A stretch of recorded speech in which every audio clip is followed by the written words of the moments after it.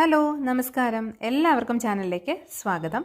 ഇന്ന് Kerala university first സെമസ്റ്ററിൽ പഠിക്കാനുള്ള drug abuse causes and solutions എന്നുള്ള ലെസൺ പഠിക്കാം. ഈ ലെസൺ എഴുതിയിരിക്കുന്നത് സമുദ്രാനിൽ മുഖർജിയാണ്. അവർ ഒരു കൊൽക്കത്ത ബേസ്ഡ് ആയിട്ടുള്ള റൈറ്ററാണ്, ഫ്രീലാൻസ് കണ്ടൻറ് റൈറ്ററാണ്, അതായത് സ്വതന്ത്രമായിട്ട് എഴുതുന്ന ഒരു റൈറ്ററാണ് അവർ. അതുപോലെ എഡിറ്റർ കൂടിയാണ്.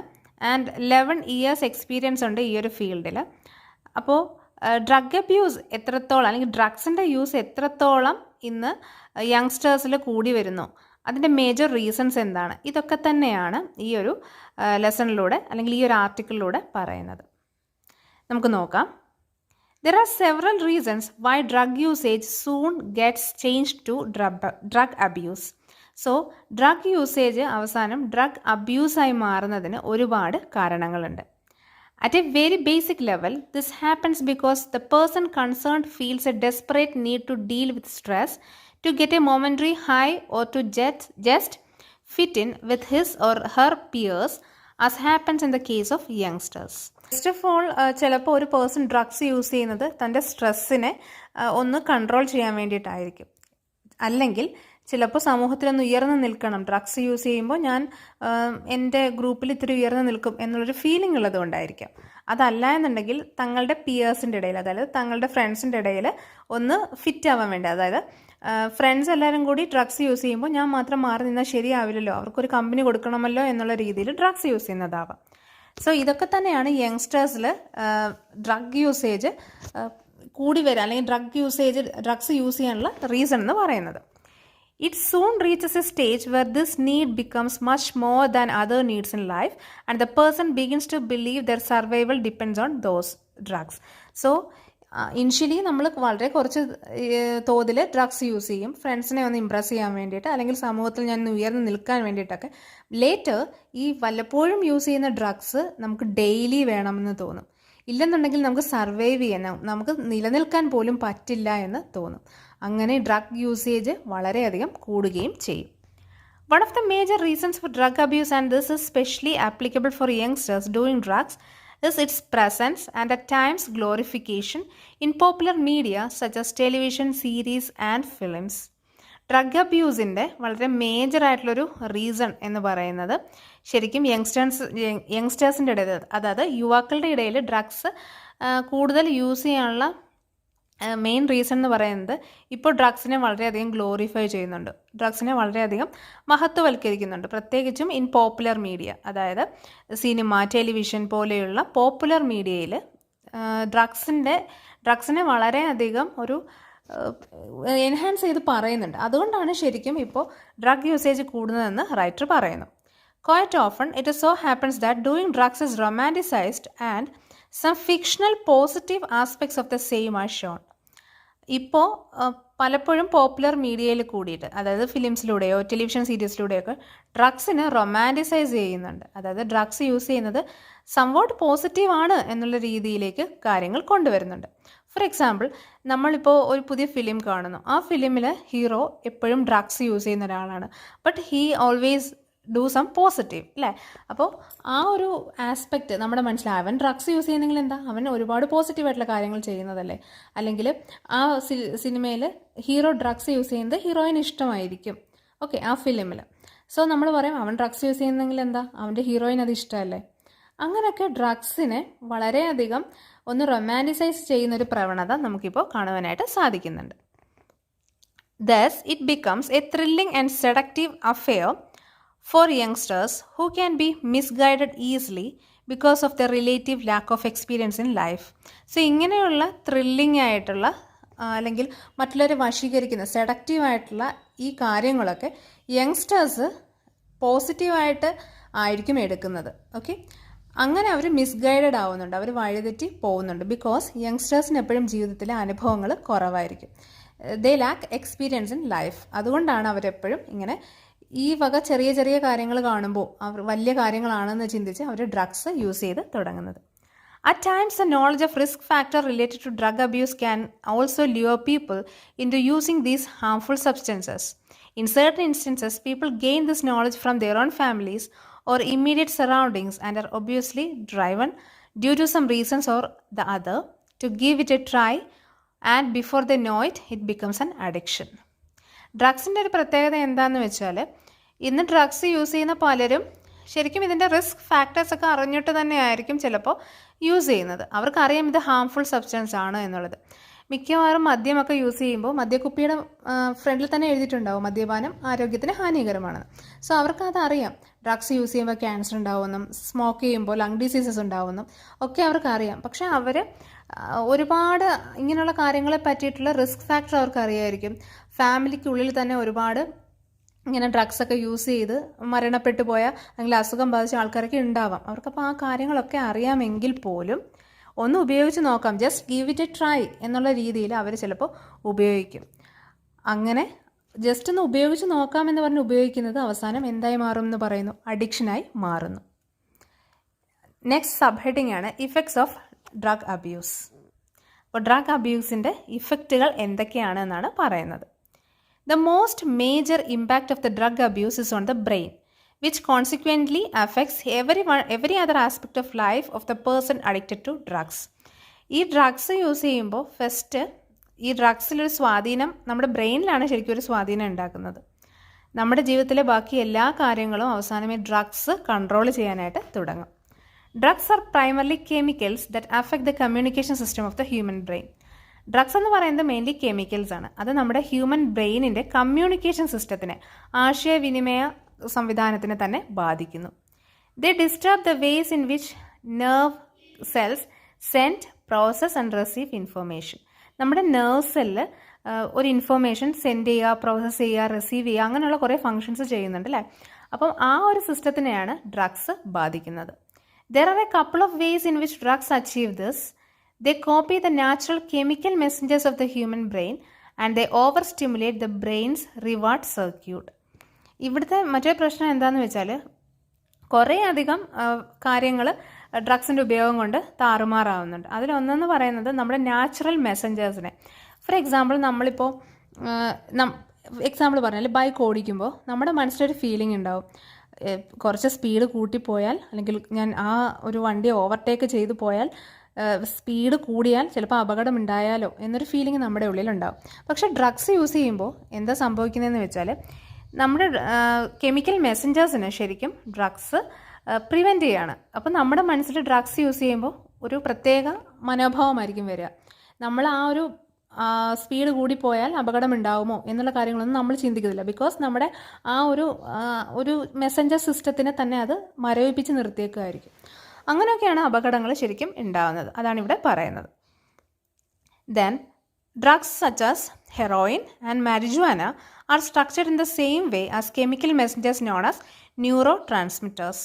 ഡ്രഗ്സ് ആയിട്ടുള്ള ഹെറോയിൻ ആയാലും മരിജുവാന ആയാലും ഒക്കെ ശരിക്കും ഇങ്ങനൊരു വേയിലാണ് രൂപപ്പെടുത്തിയിരിക്കുന്നത്. അതായത് നമ്മുടെ കെമിക്കൽ മെസ്സഞ്ചേഴ്സിനെ പ്രിവെൻറ്റ് ചെയ്തിട്ട്, നാച്ചുറൽ മെസ്സഞ്ചേഴ്സിനെ പ്രിവെൻറ്റ് ചെയ്തിട്ട് ഒരു നമ്മൾ സ്റ്റിമുലേറ്റ് ചെയ്ത് മറ്റൊരു രീതിയിലേക്ക് കൊണ്ടുപോവുക, ന്യൂറോ ട്രാൻസ്മിറ്റേഴ്സ്. ഓക്കെ, ആ ഒരു രീതിയിലാണ് ഹെറോയിൻ ആയാലും മരിജുവാന ആയാലും, അതായത് ദീസ് ആർ ഓൾ ഡ്രഗ്സ്, ഇതൊക്കെ ഡിസൈൻ ചെയ്തിരിക്കുന്നത്. ഓക്കെ, അല്ലെങ്കിൽ ഇതൊക്കെ സ്ട്രക്ചർ ചെയ്തിരിക്കുന്നത്. These neurotransmitters are produced naturally by human brain. As a result of this similarity, the drugs can fool the receptors of the human brain and activate the nerve cells in such a way that they send some abnormal messages. So, ഈ drugs നമ്മുടെ നമ്മുടെ human ബ്രെയിനിൻ്റെ Messenger സിസ്റ്റത്തിനെ ബാധിക്കുന്നു എന്ന് നമ്മൾ പറഞ്ഞു. അതുവഴി എന്ത് സംഭവിക്കുന്നു എന്നാണ് പറയുന്നത്, നോർമൽ മെസ്സേജസിന് പകരം അബ്നോർമൽ മെസ്സേജസ് പാസ് ചെയ്യുന്നു. ഓക്കെ, ആൻഡ് നമ്മുടെ ബ്രെയിൻ സിസ്റ്റം ആകെ താറുമാറാവുന്നു. അതിനെ ശരിക്കും ഈ റിസപ്റ്റർ സിസ്റ്റത്തിനെ ശരിക്കും ഫൂൾ ചെയ്യപ്പെടുകയാണ് ചെയ്യുന്നത്, അല്ലെങ്കിൽ ഫൂൾ ചെയ്യുകയാണ് ചെയ്യുന്നത്. ഫോർ എക്സാമ്പിൾ, ഡ്രഗ്സ് യൂസ് ചെയ്യുമ്പോൾ നമ്മളുടെ നാച്ചുറൽ റിസപ്റ്റർ സിസ്റ്റത്തിനെ ബാധിക്കുന്നു. അബ്നോർമൽ മെസ്സേജസ് നമ്മൾ ഒന്നിനെ പറ്റിയും ചിന്തിക്കുന്നില്ല. ബിക്കോസ് ഡ്രഗ്സിൻ്റെ ഇഫക്റ്റിൽ നമ്മൾ പോലും ചിന്തിക്കാത്ത, നമ്മൾ പോലും ചെയ്യാത്ത കാര്യങ്ങൾ ചെയ്യുകയാണ് ചെയ്യുന്നത്. Okay, in the case of drugs, they are also capable of preventing the brain from recycling these chemicals in a normal manner. A normal level of production is necessary in order to end the signal between neurons. So, ഇങ്ങനെയുള്ള കുറേ drugs എന്ത് ചെയ്യുന്നു എന്ന് പറയുന്നു, നമ്മുടെ ബ്രെയിനിനെ ബ്രെയിനിൻ്റെ recycle പ്രോസസ്സിനെ തടയുന്നു. അതായത് നോർമലായിട്ട് കാര്യങ്ങൾ ചിന്തിക്കുന്ന രീതിയിൽ നിന്ന് വ്യത്യസ്തമായിട്ട് കാര്യങ്ങൾ ചിന്തിക്കാൻ നമ്മളെ പ്രേരിപ്പിക്കുകയാണ്. അതുവഴി നോർമൽ ലെവൽ ഓഫ് പ്രൊഡക്ഷൻ തന്നെ, അതായത് സിഗ്നൽ കൊടുക്കുന്ന ആ ഒരു ന്യൂറോൺസിൻ്റെ പ്രവർത്തനങ്ങളെ തന്നെ അത് ബാധിക്കുന്നു. അതായത് കറക്റ്റ് സിഗ്നൽ കൊടുക്കേണ്ടടുത്ത് കറക്റ്റായിട്ടുള്ള സിഗ്നലുകൾ കിട്ടുന്നില്ല. അതുകൊണ്ട് തന്നെ നമ്മുടെ ഹ്യൂമൻ ബോഡിയുടെ ആ പ്രവർത്തനം തന്നെ അത് ബാധിക്കുകയാണ് ചെയ്യുന്നത്. This disruption leads to a message that is highly amplified, and this in turn disrupts the normal ways in which the brain communicates. Among all, the drugs use dopamine in order to target the reward system of the brain. Dopamine can be defined as a neurotransmitter that can be found in the areas of brain that control phenomena such as movement, motivation, emotion, and various feelings such as pleasure. So, ഇങ്ങനൊരു disruption ഉണ്ടാകുമ്പോൾ നമുക്ക് കറക്റ്റായിട്ട് message കിട്ടുന്നില്ല, നമ്മൾക്ക് normal വേയിൽ കാര്യങ്ങൾ communicate ചെയ്യാനായിട്ട് ബ്രെയിനിന് പറ്റുന്നില്ല. അങ്ങനെ ശരിക്കും ബ്രെയിനിൻ്റെ പ്രവർത്തനങ്ങളെ താറുമാറാക്കുന്നതിനോടൊപ്പം തന്നെ നമ്മൾക്ക് കറക്റ്റായ രീതിയിൽ കാര്യങ്ങൾ ചെയ്യാൻ പറ്റാത്ത ഒരു രീതിയിലേക്ക് മാറുകയും ചെയ്യുന്നു. ഡോപ്പമൈൻ്റെ പ്രത്യേകത എന്താണെന്ന് വെച്ചാൽ, ഡോപ്പമൈൻ ഒരു നാച്ചുറലി എക്സിസ്റ്റിംഗ് ന്യൂറോ ട്രാൻസ്മിറ്ററാണ് ഹ്യൂമൻ ബോഡിയിൽ. നമ്മുടെ ഇമോഷൻസിനെ കൺട്രോൾ ചെയ്യുന്നു, മൂവ്മെൻറ്റ്സിനെ, മോട്ടിവേഷനെയൊക്കെ കൺട്രോൾ ചെയ്യുന്നത്, അല്ലെങ്കിൽ വേരിയസ് ഫീലിങ്സ് സച്ച് എസ് പ്ലഷറൊക്കെ തരുന്നത് ശരിക്കും ഡോപ്പമൈനാണ്. സോ ഡ്രഗ്സിൻ്റെ യൂസേജ് ഡോപ്പമൈനെ കൺട്രോൾ ചെയ്യുകയും ഡോപ്പമൈനിന് പകരം ആർട്ടിഫിഷ്യലായിട്ട് ഡ്രഗ്സ് പ്രവർത്തിക്കുകയും ചെയ്യുന്നു. A most famous example of eating disorder owing to drug abuse is that of Maradona, who gained weight before the 1994 world cup because of his drug abuse. ശരിക്കും drug abuse കൊണ്ട് ഒരുപാട് പ്രശ്നങ്ങൾ ഉണ്ടാകുന്നുണ്ട്. അതിലൊരു പ്രശ്നമായിട്ട് ഈറ്റിംഗ് ഡിസോർഡറിനെ പറയാം. ഡിയോഗോ മറഡോണ, നമുക്കറിയാവുന്ന ഫേമസ് ആയിട്ടുള്ള ഫുട്ബോൾ പ്ലെയർ, 1994 വേൾഡ് കപ്പിന് മുന്നേ അദ്ദേഹത്തിൻ്റെ വെയിറ്റ് വളരെയധികം കൂടിയിരുന്നു. അതിൻ്റെ റീസൺ എന്ന് പറയുന്നത് ഡ്രഗ് അബ്യൂസ് തന്നെയാണ്. He was weighing in the region of 94 kilos but soon reduced it to 74 through hard work and determination and played an important role in the team's qualification for the tournament proper. So മറഡോണയെ പോലെയുള്ള ഒരുപാട് പേര് ആരാധിക്കുന്ന ഒരു വ്യക്തി drugs use ചെയ്ത് ശരീരഭാരം കൂടി, അദ്ദേഹം തന്നെ അദ്ദേഹത്തിൻ്റെ കഠിനാധ്വാനം കൊണ്ടും നിശ്ചയദാർഢ്യം കൊണ്ടും ഉറച്ച തീരുമാനം കൊണ്ടും അദ്ദേഹം എന്ത് ചെയ്തു, 94 kilos കൂടിയ ആ ഒരു വെയിറ്റ് അദ്ദേഹം 77 ആക്കി ചുരുക്കി. അത് അദ്ദേഹത്തിൻ്റെ ഹാർഡ് വർക്ക് തന്നെയാണെന്ന് നമ്മൾ പറയേണ്ടിയിരിക്കുന്നു. Drug abuse manifests itself in euphoric behavior by the user and at times unnaturally so. So drug abuse അല്ലെങ്കിൽ ഡ്രഗ് യൂസ് ചെയ്യുമ്പോൾ ശരിക്കും ഒരു മനുഷ്യൻ അയാളുടെ സ്വഭാവത്തിൽ അമിതമായ വ്യത്യാസങ്ങൾ കാണുവാനായിട്ട് സാധിക്കുന്നു. അമിതമായിട്ടുള്ള സന്തോഷം, അല്ലെങ്കിൽ അമിതമായിട്ടുള്ള അദ്ദേഹത്തിൻ്റെ പല കാര്യങ്ങളോടുള്ള സമീപനം ഒക്കെ നമുക്ക് അൺനാച്ചുറലായിട്ട് ഫീൽ ചെയ്യും. കാരണം അൺനാച്ചുറൽ വേസാണ് ഒരു അൺനാച്ചുറൽ രീതിയിൽ ഒരു മനുഷ്യൻ ശരിക്കും ഡ്രഗ് അബ്യൂസ് കൊണ്ട് അല്ലെങ്കിൽ ഡ്രഗ്സിൻ്റെ യൂസ് കൊണ്ട് മാറുന്നുണ്ട്. Okay, this leads to a sequence where the user keep on repeating the same action of drug abuse. When this pattern continues, the brain tries to adapt to the usage by reducing its own dopamine production as well as dopamine receptors. The user tries to adapt to this through drug abuse so that his or her dopamine production level can be brought back to a level that seems normal to him or her. ഈ രീതിയിൽ പോയി കഴിഞ്ഞാൽ ബ്രെയിനിൻ്റെ പ്രവർത്തനങ്ങൾ actually താറുമാറായി പോവുകയും അതുപോലെ നമ്മൾ പോലും വിചാരിക്കാത്ത രീതിയിലേക്ക് നമ്മൾ ചേഞ്ച് ആവുകയും ചെയ്യും. പക്ഷേ ഡ്രഗിൻ്റെ യൂസ് കുറച്ച് കൊണ്ടുവന്നാൽ തീർച്ചയായിട്ടും നമ്മൾ വളരെ നോർമലായിട്ട് നമുക്ക് മാറാനായിട്ട് സാധിക്കും. ശരിക്കും ഡ്രഗ്സ് യൂസ് ചെയ്യുന്ന ഒരാളുടെ ചില നേരത്തെ പെരുമാറ്റം കാണുമ്പോൾ നമുക്ക് തോന്നും നോർമലാണ്, ഡ്രഗ്സ് യൂസ് ചെയ്തിട്ടില്ലെന്ന് തോന്നും. പക്ഷേ അവരുടെ അമിത ആവേശവും കാര്യങ്ങൾ ചെയ്യുന്ന രീതിയൊക്കെ കാണുമ്പോൾ നമുക്ക് മനസ്സിലാവും ഹീസ് എ ഡ്രഗ് അഡിക്റ്റ് അല്ലേ. അപ്പം അതൊക്കെ തന്നെയാണ് ഇവിടെ പറയുന്നത്. അതുപോലെ തന്നെ ഒരിക്കൽ ഡ്രഗ്സ് യൂസ് ചെയ്ത ഒരാൾക്ക് പിന്നീട് അതിൻ്റെ യൂസേജ് ഒരിക്കലും കുറയ്ക്കുവാനായിട്ട് സാധിക്കുന്നില്ല. അവൻ വീണ്ടും അത് യൂസ് ചെയ്തുകൊണ്ട് തന്നെ ഇരിക്കുന്നു. സോ ഇതിനൊരു കൺട്രോൾ ആവശ്യമാണ്. അപ്പോൾ സൊല്യൂഷൻസ് ആണ് ഇനി പറയുന്നത്. Prevention is one of the ways in which drug abuse can be delt with. In fact it is one affliction that can be easily prevented according to medical experts and practitioners. So ഇത് prevent ചെയ്യുക, അതായത് മയക്കുമരുന്ന് ഉപയോഗിക്കാതിരിക്കുക എന്നുള്ളതാണ് ഏറ്റവും important ആയിട്ടുള്ള കാര്യം. Medical practitioners ആയാലും അതുപോലെ ഡോക്ടേഴ്സ് ആയാലും ഒക്കെ പറയുന്ന കാര്യം, നമ്മൾ കുറച്ച് ഡിറ്റർമിനേഷൻ ഉണ്ടെങ്കിൽ, കുറച്ച് കഷ്ടതകളൊക്കെ സഹിക്കാൻ തയ്യാറാണെങ്കിൽ തീർച്ചയായിട്ടും നമുക്ക് ഡ്രഗ് അബ്യൂസ് കുറയ്ക്കാനായിട്ട് സാധിക്കും. Prevention programs involving entities such as families, schools and immediate communities are important in this regard. ഈ കാര്യത്തിൽ ശരിക്കും ഫാമിലിയുടെ ഭാഗത്തു നിന്നും സ്കൂളിൻ്റെ ഭാഗത്തു നിന്നും അതുപോലെ മറ്റ് കമ്മ്യൂണിറ്റീസിൻ്റെ ഭാഗത്തു നിന്നുമുള്ള സപ്പോർട്ട് വളരെ ഇമ്പോർട്ടൻ്റ് ആണ്. Media, especially the entertainment segment, also needs to understand its role in this context and play a positive role by resisting the urge to earn millions by romanticizing and glorifying drug abuse. മീഡിയയ്ക്കും ഇതിലൊരു important റോളുണ്ട്. Media ആണ് യങ്സ്റ്റേഴ്സിൻ്റെ ഇടയിൽ ഇതിൻ്റെ ഒരു influence കൂട്ടിക്കൊണ്ടുവരുന്നത്. So media ഇതിനെ romanticise ചെയ്യുന്ന ആ ഒരു രീതി നിർത്തുക, ഡ്രഗ്സിനെ പോസിറ്റീവായിട്ട് പറയുന്ന ആ ഒരു രീതി നിർത്തുക, അല്ലെങ്കിൽ ഡ്രഗ്സിനൊരു പോസിറ്റീവ് റോൾ ഉണ്ടെന്ന് പറയുന്ന രീതി നിർത്തുക. അങ്ങനെയാണെന്നുണ്ടെങ്കിൽ തന്നെ ഒരു പരിധിവരെ ഡ്രഗ് യൂസേജ് കുറയ്ക്കുവാനായിട്ട് സാധിക്കും. It needs to highlight damning consequences of drug abuse.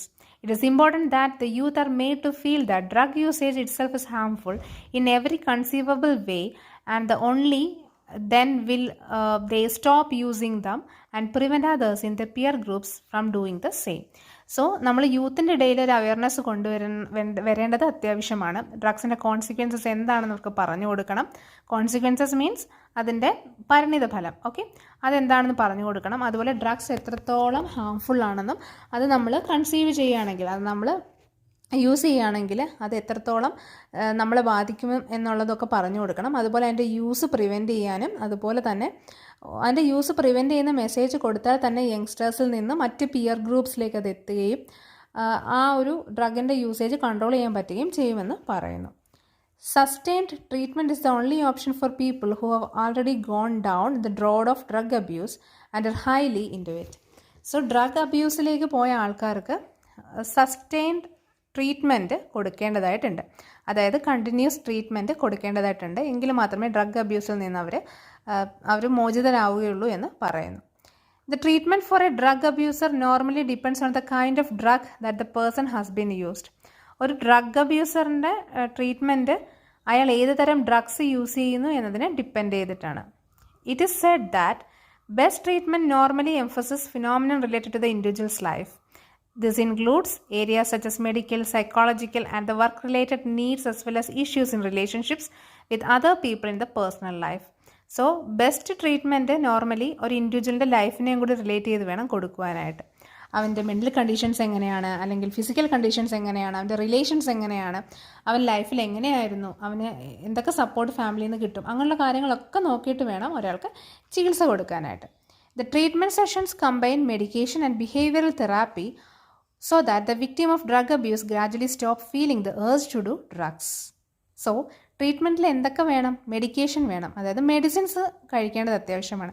അതിനോടൊപ്പം ബിഹേവിയറൽ തെറാപ്പി, അതായത് സൈക്കോളജിക്കലായിട്ട് മെൻ്റലി അവർക്ക് ഒന്ന് പ്രിപ്പയർ ചെയ്യാൻ പറ്റുന്ന രീതിയിലുള്ള കുറച്ച് കൗൺസിലിങ്ങും അങ്ങനെയുള്ള കാര്യങ്ങളുമൊക്കെ കൊടുക്കണം. അങ്ങനെയാണെങ്കിൽ പതിയെ പതിയെ അവർക്ക് ഒരു മോട്ടിവേഷനൊക്കെ കൊടുത്തു കഴിഞ്ഞാൽ പതിയെ പതിയെ ഡ്രഗ് അബ്യൂസ് സ്റ്റോപ്പ് ചെയ്യാൻ പറ്റുമെന്ന് പറയുന്നു. These treatment programs also impart the skills and capability required in order to say no to drugs in the future, which is highly critical for a complete cure to drug abuse. Treatment programs അവിടെ വെച്ചിട്ട് stop ചെയ്ത് പോവുകയല്ല വേണ്ടത്. Treatment കൊടുത്ത് ഡ്രഗ്സിൽ നിന്ന് അയാളെ മോചിതനാക്കിയ ശേഷം അയാളുടെ ഉള്ളിലൊരു കേപ്പബിലിറ്റി കൊണ്ടുവരേണ്ടത് അത്യാവശ്യമാണ്. അതായത് ഇനി ഡ്രഗ്സ് കാണുമ്പോൾ നോ എന്ന് പറയാനുള്ള ആ ഒരു കേപ്പബിലിറ്റി അയാളുടെ ഉള്ളിൽ ഉണ്ടാക്കിയെടുക്കേണ്ടതും വളരെ അത്യാവശ്യമാണ്. അതാണ് ശരിക്കും യഥാർത്ഥ ചികിത്സ എന്ന്, അല്ലെങ്കിൽ യഥാർത്ഥ ചികിത്സയുടെ റിസൾട്ട് എന്ന് പറയുന്നത്. നെക്സ്റ്റ് സബ് ഹെഡിങ് എന്ന് പറയുന്നത് street children are addicted to drugs. Street children, അതായത് തെരുവിൽ ജീവിക്കുന്ന കുട്ടികൾ ഡ്രഗ്സ് വളരെയധികം അഡിക്റ്റഡ് ആണ്. അതിനെപ്പറ്റിയിട്ടാണ് അടുത്തത് പറയുന്നത്. According to the ministry of social justice and empowerment, 46,410 cases of substance abuse by street children were reported in Delhi last year. The cases of consumption of drugs substance during the year were heroin, opium, pharmaceutical opioids and sedatives.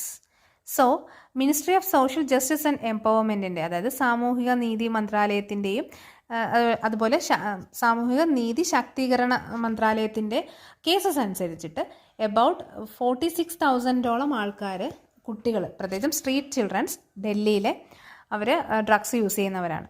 ഇതിൽ ഹെറോയിനും ഓപ്പിയവും ഒക്കെ തന്നെയാണ് first നിൽക്കുന്നത്.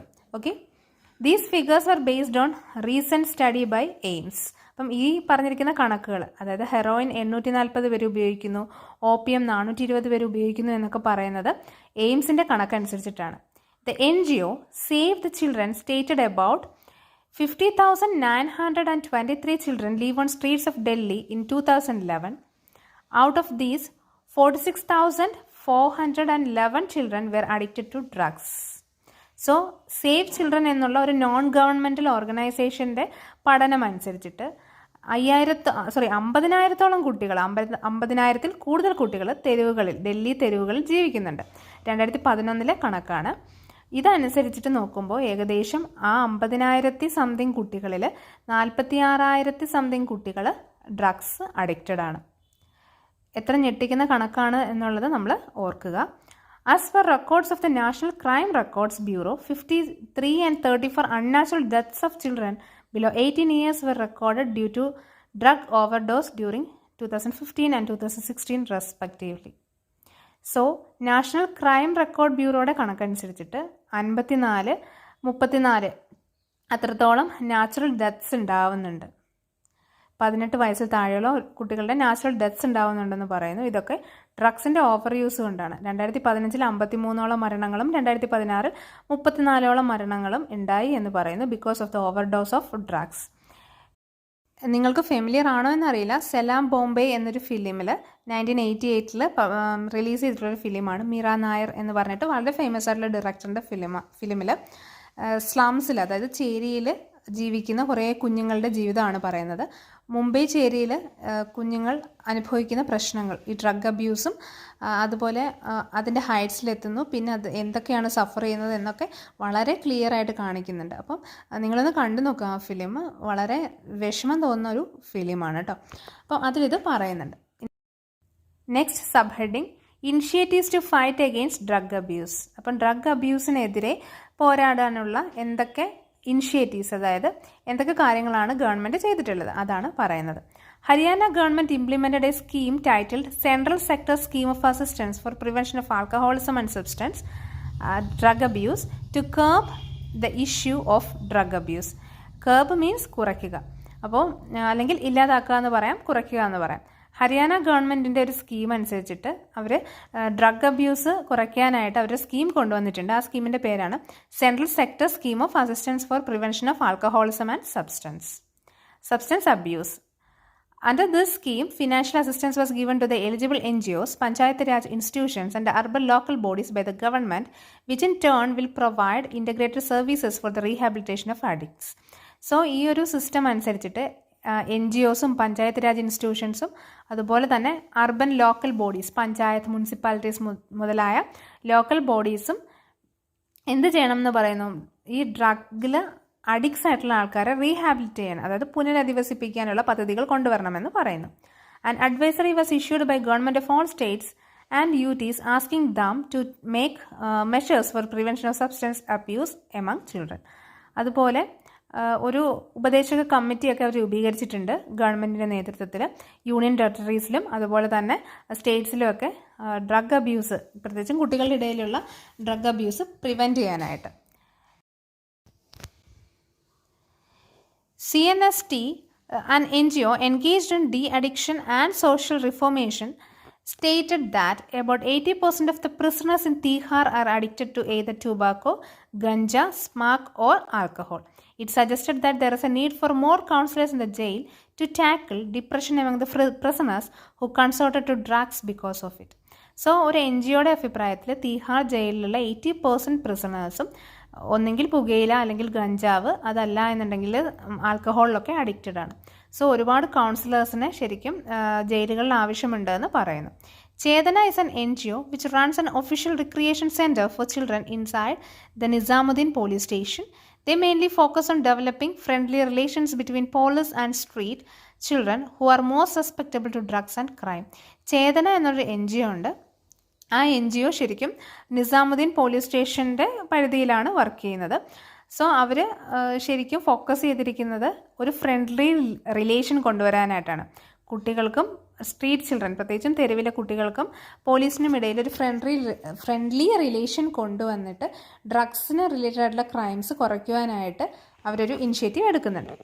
Delhi AIDS control society DACS suggested a plan in which more than 400 medical officers working in 260 Delhi government dispensaries and 150 specialists working in 32 Delhi government hospitals will be trained on a long-term basis at the Institute of Human Behavior and Allied Science, as there was a scarcity of psychiatrists and trained manpower to work with patients of drug abuse. അപ്പോൾ Delhi AIDS control society suggest ചെയ്യുന്നത്, അല്ലെങ്കിൽ അവരൊരു plan കൊണ്ടുവരുന്നത് എന്താണെന്ന് വെച്ചാൽ 400 medical ഓഫീസേഴ്സും 260 Delhi government ഡിസ്പെൻസറീസിൽ work ചെയ്യുന്ന ആൾക്കാരും എല്ലാവരും കൂടി ചേർന്നിട്ട് ഒരു ഡ്രഗ് അബ്യൂസിനെതിരെ ഒരു നമ്മൾ പറയില്ലേ അവർക്കൊരു അവയർനെസ് കൊടുക്കാമെന്ന്, അതിന് വേണ്ടിയിട്ട് ഉള്ളൊരു ടീമിനെയൊക്കെ രൂപീകരിച്ചിട്ടുണ്ട്.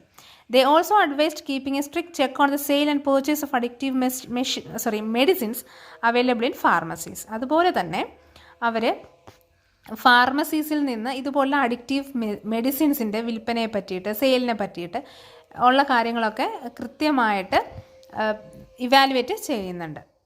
The license of 20 shops has been cancelled in 2016 who sold such harmful drugs. അങ്ങനെ വളരെ ഹാംഫുൾ ആയിട്ടുള്ള ഡ്രഗ്സ് വിൽപ്പന നടത്തിയ 20 ഷോപ്പുകളുടെ ലൈസൻസാണ് 2016 ക്യാൻസൽ ചെയ്തത്. The Delhi Zonal Unit of Narcotics Control Bureau suggested utilizing stakeholders like police, excise, customs and Directorate of Revenue Intelligence in the fight against drug abuse and granting them equal power as per Narcotic Drugs and Psychotropic Substance Act 1985.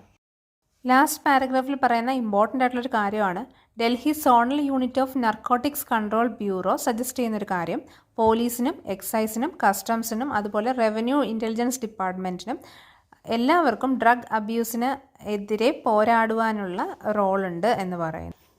So last sentence, the body also stressed on the need to implement section 64 of NDPS Act, which states immunity from prosecution to addicts volunteering for treatment, provided that the said immunity from prosecution may be withdrawn if the addict does not undergo the complete treatment for de-addiction.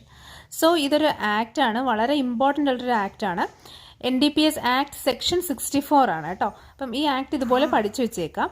ആക്ടിൽ പറയുന്നത് ഇത്രയേ ഉള്ളൂ, immunity from the prosecution to addicts, അതായത് addicts ആയിട്ടുള്ള ആൾക്കാർ ട്രീറ്റ്മെൻറ്റിന് വേണ്ടിയിട്ട് വരുമ്പോൾ അവർക്ക് ആ ഒരു ട്രീറ്റ്മെൻറ്റ് കംപ്ലീറ്റ് ചെയ്യേണ്ടതായിട്ടുണ്ട്. ആ ട്രീറ്റ്മെൻറ്റ് കംപ്ലീറ്റ് ചെയ്യാണ്ട് അവർക്ക് പകുതിക്ക് വെച്ചിട്ട് അത് നിർത്തിപ്പോവാനോ അവിടുന്ന് ഒളിച്ചു പോവാനോ ഉള്ള റൈറ്റ് ഇല്ല എന്നാണ് ഈ ഒരു ആക്ടിൽ പറയുന്നത്. ഇത്രയേ ഉള്ളൂ ഈ ഒരു വീഡിയോ നിങ്ങൾക്ക് ഹെൽപ്ഫുൾ ആയിട്ടുണ്ടെന്ന് വിചാരിക്കുന്നു കേട്ടോ. അപ്പം അടുത്ത വീഡിയോ ആയിട്ട് വീണ്ടും കാണാം.